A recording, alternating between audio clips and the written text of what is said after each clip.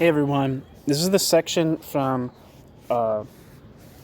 Marcel van der Linden's Western Marxism and the Soviet Union.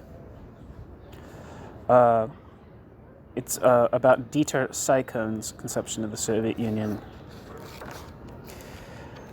This is located in chapter 4 of the book,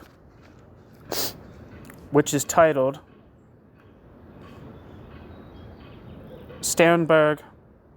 which is titled From the Great Patriotic War to the Structural Assimilation of Eastern Europe.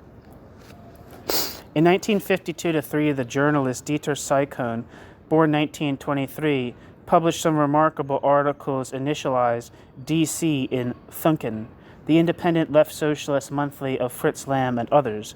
In response to replies by Henry Jacobi, alias Sebastian Frank, the Dutch socialist Fritz Kief, Cycon later expanded his analysis somewhat. Cycon, who knew Sternberg's work, was at least as cautious as the latter. In answer to his critics, he argued as follows, quote, "Most observers take the view that we know too little about progress in the Soviet Union and that the little we do know is incomplete and is always seen from a special point of view. In the end, we are dealing with a historically unique experiment and there are no possibilities of comparison. We can, from various points of reference, carefully draw some conclusions with the awareness that in time they could be proved false." End quote. I don't want to disturb you. I'm recording something, but I'll catch up with you. I'll catch up with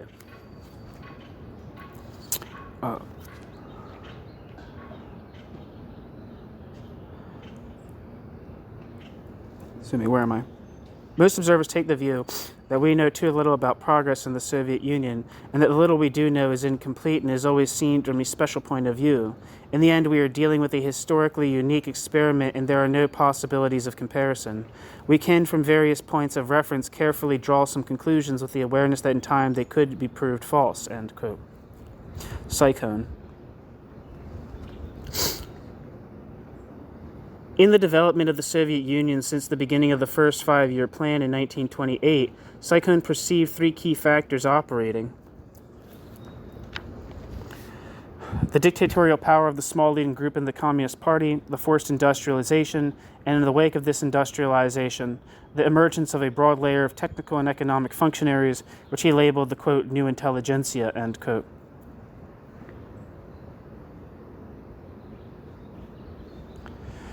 This new intelligentsia occupied a socially very important role, given that significant private ownership of the means of production no longer existed, and knowledge therefore became a greater source of power than property. It was a stratum encompassing a broad range of occupational groups that differed greatly in income and social power. Although on average they were all materially better off than the workers and peasants, they were internally so strongly differentiated that the living standards of the lowest levels approached that of the workers. The mutual social boundaries were therefore rather fluid. The most important way in which members of the new intelligentsia could conquer and retain their position was their professional knowledge. To the degree that this knowledge became socially more and more monopolized, because higher education was made impossible for anyone other than the children of the new intelligentsia, the, quote, knowledge elite, end quote, could isolate itself increasingly from the rest of society and transform itself into a true ruling class. A tendency in that direction was, according to Cycon, already clearly visible, but the process was by no means complete. Quote, the supervisors of millions of small and greater functionaries have in no way succeeded in stabilizing this class formation, end quote. Cycon.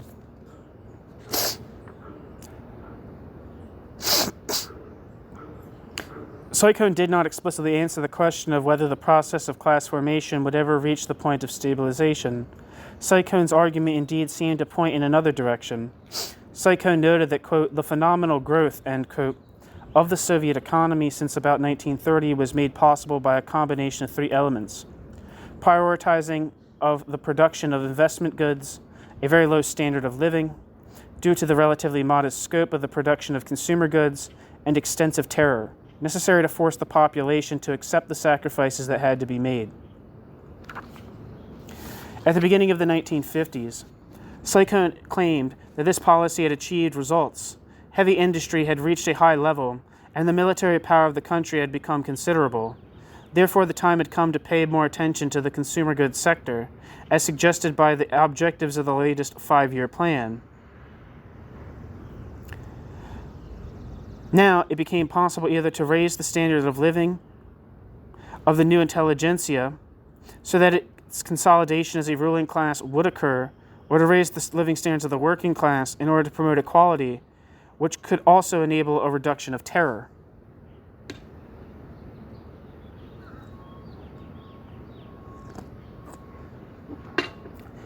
Which of these options would be chosen by the Soviet leadership would depend on the power relations at the top of the social hierarchy. Cycon perceived a contradiction between the party leadership on the one hand and the bureaucracy and the economy and the state on the other. The last mentioned force, which had gained more power during World War II, operated in the direction of a class state. The first mentioned force, by contrast, braked this development. The party leadership, standing above the emerging new class, resisted bureaucratic expansionism and tried via purges to make the social system more dynamic. By seeking support among broad layers of the population, it tried to bring the bureaucracy under control. Cycon seemed to have had faith in the success of this project.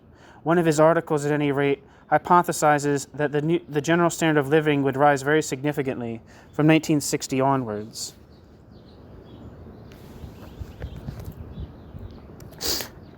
There's a footnote here that I missed. Cycon's article stimulated considerable discussion.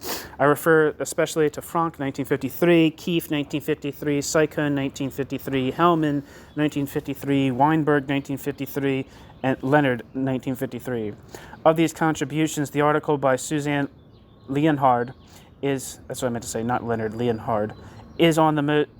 most interesting from the point of view of my study.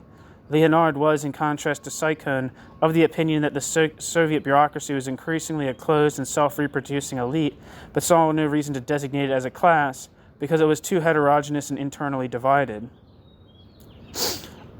She thought that the Soviet workers also did not form a class because there was no free labor market anymore with multiple buyers, nor a possibility for free organization.